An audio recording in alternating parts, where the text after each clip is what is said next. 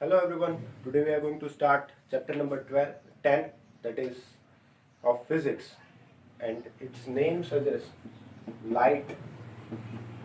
First thing, other than that, refraction and reflection. So before starting the chapter, we will understand these three things: what is light, what is refraction, and what is reflection. So first of all, we need to understand light. So light क्या होता है? Light is form of energy. मतलब कि light is a form of energy which makes things visible. मतलब कि जो कुछ भी हमें देखना है that we can see with the help of light. So whenever suppose we want to see this object, so ray of light will fall on this object and then it will be reflected and then it will come to our eyes. ठीक है, तो यहाँ पे हमको दिख जाएगा, यहाँ पे ray of light आपका आता है, वो reflect होता है, then we will get it. So it means what कि we are getting the ray of light, that is the form of energy, and this thing will be visible to us because of this ray of light. This ray of light is reflecting, and because of that reflection we are going to see the thing. So basically light is a form of energy which makes things visible. We can see the things with the help of light. Other than that we need to understand reflection. तो reflection जो है वो आपको पता है कि reflection क्या होता है? Bouncing back of light. ठीक है, तो जब भी आपका रे ऑफ लाइट जो है वो बाउंस बैक होके रिफ्लेक्ट होता है तो उसे क्या बोलते हैं? रिफ्लेक्शन. यहाँ पे रे ऑफ लाइट आपका आया, वो बाउंस बैक हुआ and then you are getting it. So this is what reflection, bouncing back of light. Other than that we need to understand refraction. तो refraction is a different phenomena. In this what we are going to see, refraction जब होगा तब ray of light अपना path change करेगा. Suppose we have this kind of a glass lab. So in this glass lab, what we have a ray of light. It is passing through this, and when it will pass through this, it will change its path. When it will pass through this again, it will change its path. So what is happening here? The ray of light is refracting. मतलब कि यहाँ पे अपना path change कर रहा है. तो ray of light जब अपना पाथ चेंज करता है due to the change in medium, जो मीडियम में चेंज हो रहा है उसकी वजह से रे ऑफ लाइट अपना जो पाथ चेंज करता है उसे हम बोलते हैं रिफ्रैक्शन.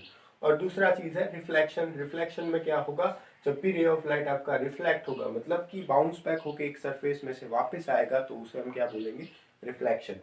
इसके सिवा हमें जो कुछ भी देखना है उसमें सबसे पहले हमें देखनी है कैरेक्टरिस्टिक्स ऑफ लाइट. मतलब लाइट की प्रॉपर्टीज क्या होती है. ठीक है, that we need to see. So first property जो लाइट की है, that we can say light will always travel in straight line.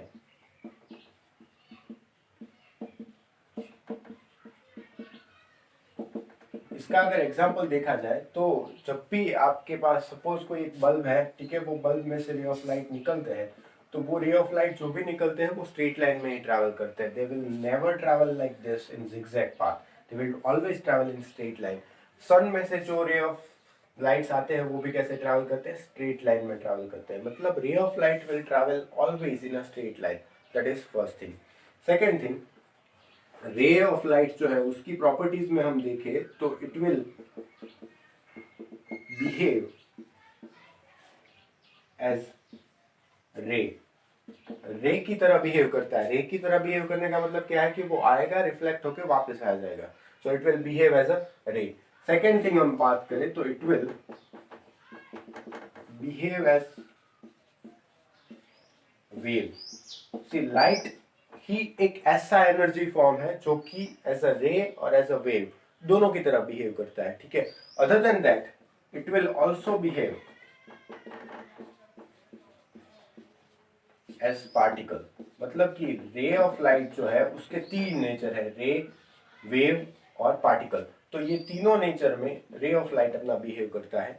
ठीक है, और अनदर प्रॉपर्टी है उसकी कि it will always travel in straight line. मतलब एक सीधी लाइन में ही वो ट्रैवल करेगा. फिर रे की तरह बिहेव करेगा, वेव की तरह बिहेव करेगा, पार्टिकल की तरह बिहेव करेगा. That depends on situation. So as per the situation ray of light जो है अपना वो रे की तरह भी बिहेव कर सकता है, वेव की तरह भी कर सकता है, पार्टिकल की तरह. आप एक्सपेरिमेंट से देखो तो जो रे ऑफ लाइट है ना वो कभी कभी कुछ सिचुएशंस में इस हिसाब से एज अ वेव ट्रैवल करता है। तो एज अ वेव ट्रैवल करने का मतलब क्या है, उसके अंदर वेव फॉर्म है, उसके अंदर जो एनर्जी स्टोर होती है वो कौन से फॉर्म में स्टैंडर्ड होती है, वेव के फॉर्म में।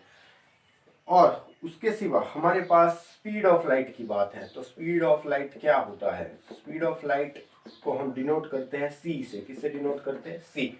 सी का जो फॉर्मूला है C is equals to mu into lambda.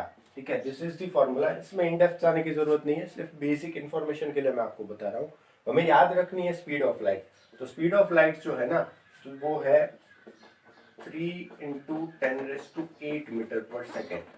याद रखना मीटर पर सेकेंड में 3 × 10⁸ मीटर पर सेकेंड। अब प्रैक्टिकली समझो, इसका मैं मतलब आपको समझाता हूँ कि this will be what 3 lakh kilometres पर सेकेंड। मतलब कि आपका रे ऑफ लाइट जो है that will travel 3 lakh kilometres in 1 second. मतलब सन से अर्थ तक जो रे ऑफ लाइट आता है ना, that will come in near by 2.3 to 2.4 seconds. कि यहाँ पे अपना रे ऑफ लाइट जो है वो 1 सेकेंड में 3 लाख किलोमीटर ट्रैवल करता है। तो सोचो कि वो इतना ज्यादा डिस्टेंस जो है ना वो 2 to 3 सेकेंड्स में कवर कर लेगा। ठीक है, तो this is the basic thing that we need to understand, light. अब लाइट की इतनी बेसिक प्रॉपर्टीज है जो कि हमें याद रखनी है, समझनी है। इससे हमें पता चलेगा कि लाइट होता क्या है। ठीक है, अदर देन दैट हमें जो समझने के लिए है वो है हमारा रिफ्लेक्शन। रिफ्लेक्शन आप 8th स्टैंडर्ड में इसके बारे में बेसिक प्रॉपर्टीज पढ़ चुके हो, इसकी डेफिनेशन आपको पता है। रिफ्लेक्शन का मतलब क्या होता है, it is bouncing back of light. जब भी आपका रे ऑफ लाइट बाउंस बैक होता है तो उसे हम क्या बोलते हैं, रिफ्लेक्शन। ठीक है, अब ये रिफ्लेक्शन के बारे में इन डेप्थ हमें इस चैप्टर में समझना है। और ये जो रिफ्लेक्शन होता है वो होता है मिरर्स में।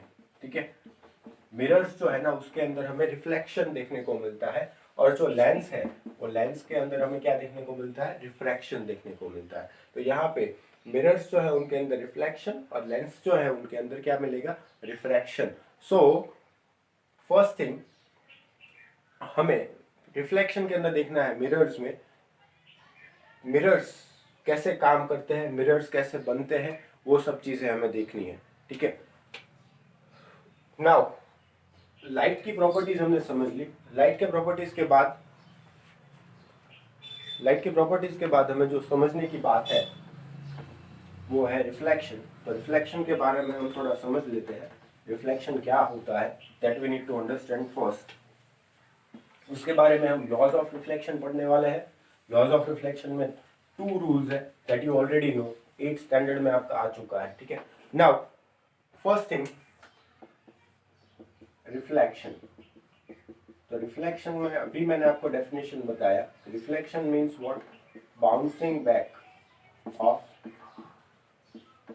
रे of light.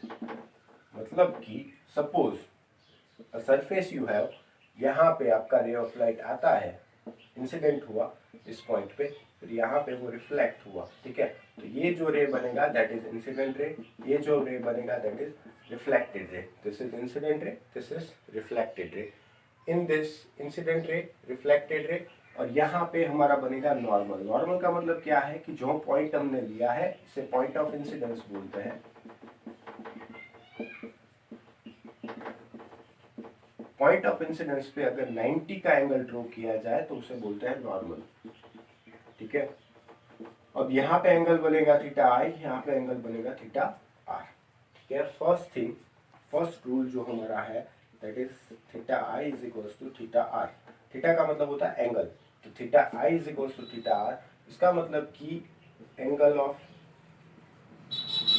Incidence is equals to angle of reflection. मतलब सिंपली अगर यहाँ पे आपका रे जो है वो 60 डिग्री पे आता है, कितने डिग्रीज पे, तो यहाँ पे रिफ्लेक्ट भी कितने डिग्रीज पे होगा, 60 डिग्री पे। 60 पे आया, 60 पे रिफ्लेक्ट हुआ, तो angle of incidence is equals to angle of reflection, theta i is equals to theta r. Next thing हमें जो समझना है, second thing, that is incident ray, reflected ray and normal. These three will be in same plane। मतलब कि incident ray, reflected ray and normal, ये तीनों एक ही plane में होंगे ऑलवेज। अगर इंसिडेंट रे यहाँ से आता है, नॉर्मल यहाँ पे बनेगा, रिफ्लेक्टेड रे यहाँ पे बनेगा, this three will be always in a same plane. Now these are the two rules for the reflection। Reflection के लिए हमारे पास इतना इंफॉर्मेशन होना जरूरी है। ये अगर इंफॉर्मेशन इतना हमारे पास कंटिन्यूसली है, then we can say we know the reflection, इसके बारे में हमें पता है। और ये फिनोमेना नॉर्मली जो हम देखने वाले हैं, that will occur in what, mirrors. Mirrors के अंदर ये अकर होने वाला है। Now next thing we need to understand is how mirrors will have the reflection. Mirror के अंदर रिफ्लेक्शन कैसे होता है, ठीक है। तो